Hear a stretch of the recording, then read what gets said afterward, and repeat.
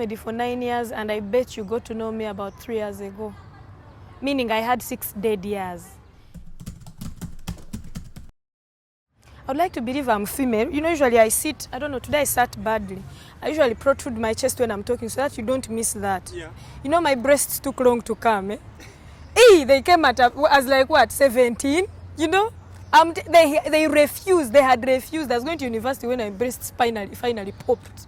So I treasure them so much, and I always want to tell people that the first thing I am before anything else, not a comedian, I am a woman. Because I have bad hair, it doesn't grow. People think it's style, but my hair doesn't grow.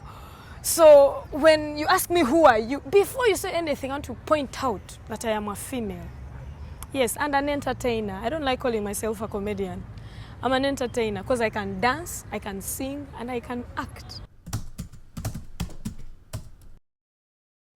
I would have to bring you recordings because I would never know at that age. But we are really hilarious people at home. When you're realistic, you tend to be funny. Primary in Kabale Primary School. I went to high school in Bweranyangi Girls. But mainly because the girls from Bweranyangi were beautiful. So I knew if I go to Bweranyangi, I would end up beautiful. And I passed in first grade, and I did a social science, bachelor's in social sciences at the university, yes. And finished the degree, handed it over to my parents, and then went to the theater to act. You walked out? Yes. Because I wanted to do drama.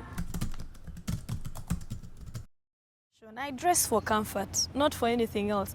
But maybe now I am privileged to be able to afford good, comfortable clothes, because usually comfortable clothes are not good. Even fashion designers tell you the best clothes they make are the most uncomfortable ones. So me, I am all for comfort, all for comfort. I love traditional stuff. Today I'll wear chitenje, tomorrow I'll carry that Chanel you talked about, or I'll say, okay, there's this on Vogue. But if it makes me comfortable, I'm for it. If it's fantastic, on point, but uncomfortable, you'll wear it yourself, you the designer. Matoke in Uganda.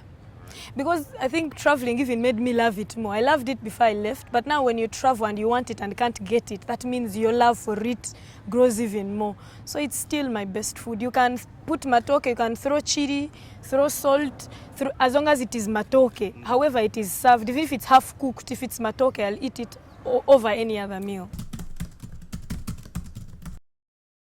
When I'm not acting, when I'm not entertaining, I'm a wife. Because acting and entertaining takes so much from me, so much time from me, especially, this year has actually been especially challenging because I've traveled more than I've ever traveled, and I've stayed so much away from my husband. And we are not an old couple, I mean, we just recently got married, so we need all the time we can get, but I've been away. So if I spare any time off my busy schedule, I am home being the wife that I am not when I'm away. If you ask my husband to tell you who Kansiime is, I've had him say it in interviews.